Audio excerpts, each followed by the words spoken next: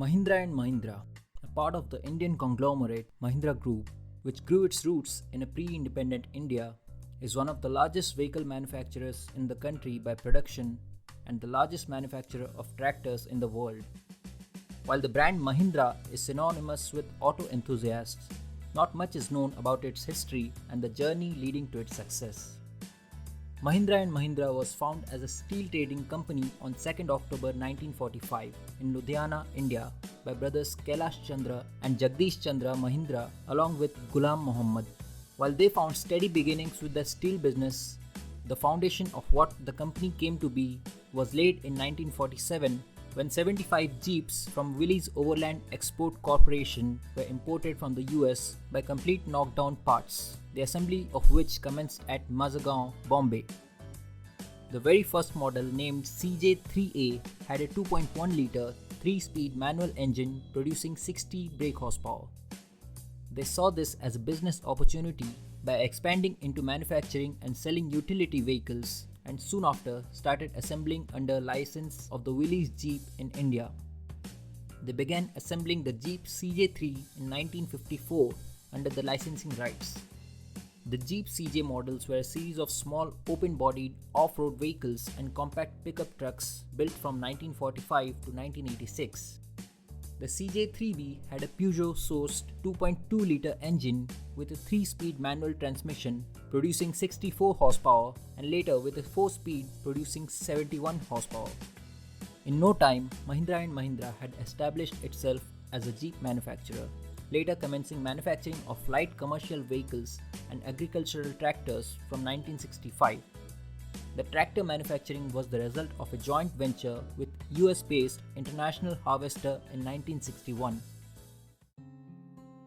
After the demise of its co-founder, Mr. K.C. Mahindra in 1963, his son Keshav Mahindra was appointed as the new chairman of the company to carry on the legacy of his father. The company knew the only way forward for them now was to diversify the products while targeting the agricultural industry as the main point of focus.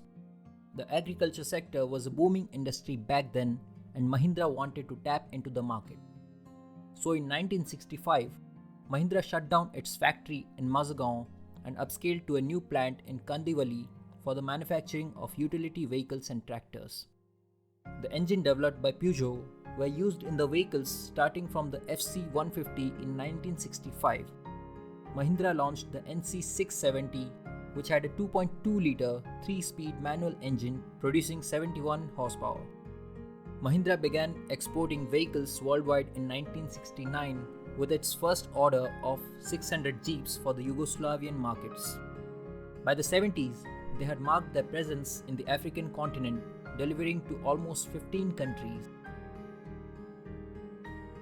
The ship sailed smooth for Mahindra until the great oil crisis of 1973. The global shortage of oil meant that manufacturers were met with less demand for vehicles, and Mahindra was no stranger to this crisis. They fought back with determination when K.V. Sardesai, then managing director of the company, along with a team of engineers, came up with a solution to deal with this crisis.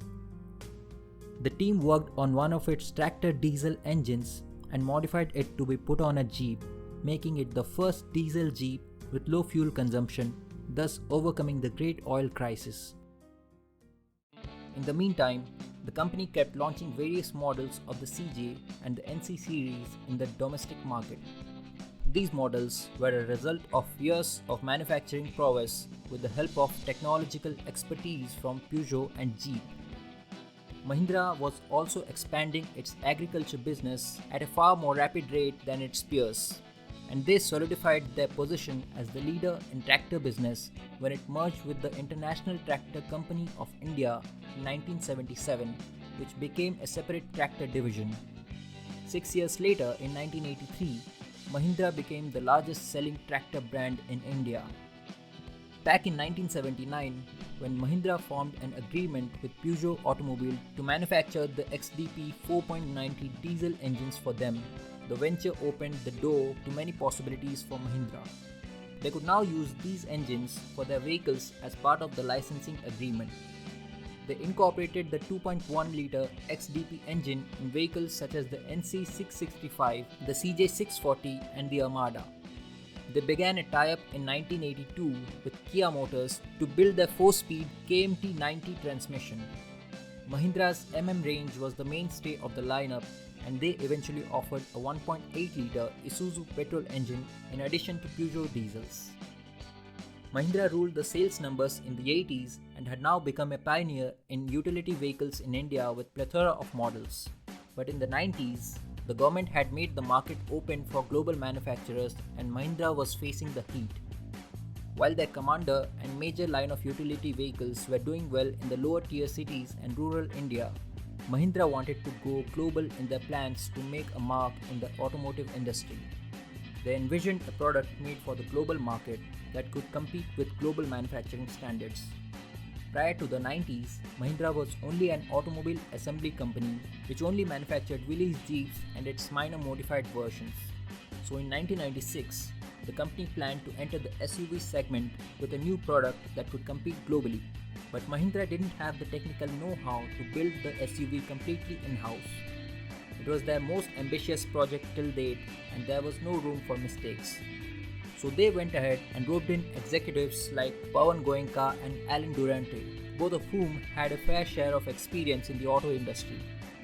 The SUV, codenamed the Scorpio, had all of its major systems designed directly by suppliers, with Mahindra providing the inputs for design, performance specification and program cost.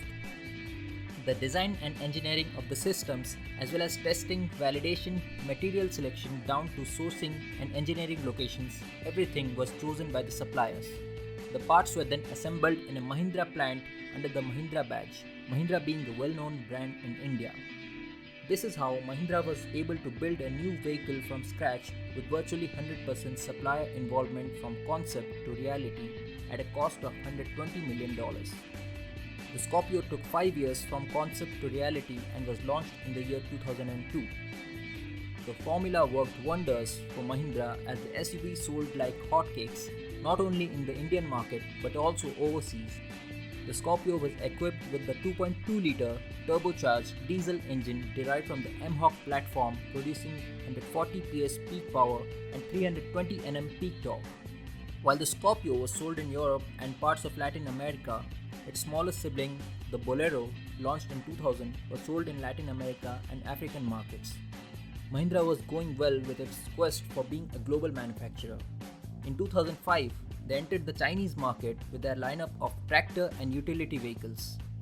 They also had a brief history of joint venture with Ford to build their passenger cars in India. At the 2008 Delhi Auto Expo, Mahindra announced that the company was pursuing an aggressive product expansion program that would see the launch of several new platforms and vehicles over the next 3 years, including an entry-level SUV powered by a small turbocharged diesel engine. They kept their word and launched the Xylo in 2009, selling over 15,000 units in the first 6 months. Mahindra commenced its first CKD operations in 2008 with the launch of the Scorpio in Egypt in partnership with the Bavarian Auto Group. This was soon followed by setting up manufacturing facilities in Brazil. Back in 2007, Mahindra formed a joint venture with Renault to manufacture passenger vehicles under the Mahindra Renault brand in India. This gave birth to the Logan, a mid-size sedan with a 1.6-liter petrol engine or a 1.5-liter diesel engine. This venture though was short-lived as they couldn't clock the sales, and both the companies announced restructuring plans in 2010 by which Mahindra would buy Renault's share in the joint venture and Renault would continue to provide the support for Mahindra through licensing agreement and would continue supplying key components. Mahindra also entered the two-wheeler business in 2008 when they took over Kinetic Motors in India and began commencing production of scooters and commuter motorcycles. Mahindra partnered with Taiwan's Sanyang Motors to develop its scooters and hired Italy-based Engines Engineering for research and product design. Sadly, they saw little to no success in the initial years, but products like the Centuro and Gusto kept the wheels moving for Mahindra's two-wheeler division. In 2010, Mahindra acquired a 55% stake in Reva Electric Car Company and so began the company's expansion into electric vehicle segment. With the new acquisition, Mahindra sold the already popular micro-electric from Reva's fleet called the Reva I, and it shipped worldwide to 26 countries. Mahindra also began supplying armored vehicles to the paramilitary and the police force for a brief period under the Mahindra Defence Systems Limited, a joint venture between Mahindra and a British multinational arms company called BAE Systems. Its first offering under this project was the Marksman, a heavily armored, capsule-based, bulletproof vehicle to protect against small arms fire and grenade attacks. It used a 2.5-litre common rail diesel engine with 105 horsepower and 228 Nm of torque with a 5-speed manual gearbox and a 4-wheel drive. Mahindra had become synonymous in the SUV market, and surely they had tasted success with the Scorpio, but things were changing this time around. Mahindra vehicles had been known for its off-roading capabilities, but none that the company could market as a thoroughbred off-roader. Along came Behram Dhaba, an engineer from Mahindra who had years of experience in off-roading and was a revered name in the rally scene in India. He assembled a team of engineers in the R&D division and started working on the project. The team mounted a 2.5-litre common rail engine onto the body of an MM540. The project was kept a secret until the first prototype was built. Codenamed the Thar, fondly after the desert of the same name, the prototype showed its prowess in an off-road event, and Mahindra let the enthusiasts know what it was capable of. The Thar was greenlit for production and was launched in 2010 as a serious off-roader, meaning it could climb over any kind of terrain without breaking a sweat. Its 2.5-litre engine was capable of producing over 63 horsepower and 182 Nm torque. The Thar became an icon in the years to come and has gained a cult following among the enthusiasts. A year later, in 2011, Mahindra acquired SsangYong Motor Company and saved the Korean manufacturer from bankruptcy. This acquisition was elemental in the company's way going forward, as the Korean industry was booming and they penetrated deeper into the Asian market when it came to SUVs. The same year, Mahindra launched its highly publicized SUV, the XUV 500. Codenamed the W201, this new SUV by Mahindra was designed in-house and developed on its first global SUV platform that could be used for developing more SUVs. It was the first monocoque chassis-based vehicle the company had produced. The XUV was put into good use by Mahindra as they competed in the Desert Storm Rally in 2014 and secured first place, clocking the fastest time in 3 sections of the rally. Other than off-roading and rallying, Mahindra had a knack for circuit racing as well. So in 2011, Mahindra Racing was formed and the team competed in the junior 125cc category of the Grand Prix motorcycle racing and later the Moto3 class between 2011 and 2015. The Moto3 bike, the MGP30, developed by Mahindra's Engines Engineering and Oral Engineering, was a homologated 250cc liquid-cooled POHC engine that weighed a mere 81 kilograms, accelerated from 0 to 100 km per hour in just 3 seconds and reached staggering speeds of over 240 km per hour. The team achieved 3 wins, 3 pole positions and 14 podiums during the Grand Prix stint. Mahindra later focused on being a bike and engine supplier for Moto3 class until pulling out of the sport in 2017. The team currently competes in the Formula E Championship since the inaugural season in 2014 as one of the 10 founding teams and continues to be one of the dominant teams in Formula E Grand Prix. Mahindra tried to revive its two-wheeler division in 2014 by acquiring a 51% controlling stake in the French manufacturer Peugeot Motorcycles from the PSA Group. Mahindra took its time in developing an in-house project, but the wait was worth it when in 2015 they launched the Mojo, the first adventure touring motorcycle from Mahindra's stable. It came with a 295cc liquid-cooled engine producing 26.8 bhp and 30 Nm of torque. It had a huge 21-litre tank that made it ideal for touring and was considered a stepping stone for future projects as Mahindra wanted to tap into the sub-300cc market. Mahindra had been on a buying spree and they had set their eyes on being a global automotive brand. They came one step closer towards realizing this dream in 2015 when they bought the famous Italian design firm and coach builder Pininfarina for about 168 million euros. In 2016, Mahindra, through its subsidiary Classic Legends Private Limited, signed a licensing deal with the Czech manufacturer Java to manufacture and launch motorcycles under the Java brand name in India and other East Asian countries.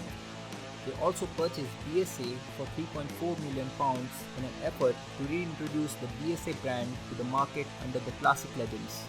2 years later, Classic Legends rolled out the first bikes of the production floors, launching 3 different models, namely the Java Classic, Java 42 and the Java Perak. With Mahindra buying a 100% stake in Peugeot motorcycles in 2019 and a host of other motorcycle brands in the pipeline, the manufacturer seems to have revived its two-wheeler division. Today, Mahindra is the largest manufacturer of tractors in the world, while its SUV continued to be a class apart. The manufacturer, which once built licensed Jeeps in the 40s, is now at the forefront of innovation and technology. Whatever the future holds for Mahindra, it cannot be denied that the iconic vehicles have shown the world for what it truly is, a global brand.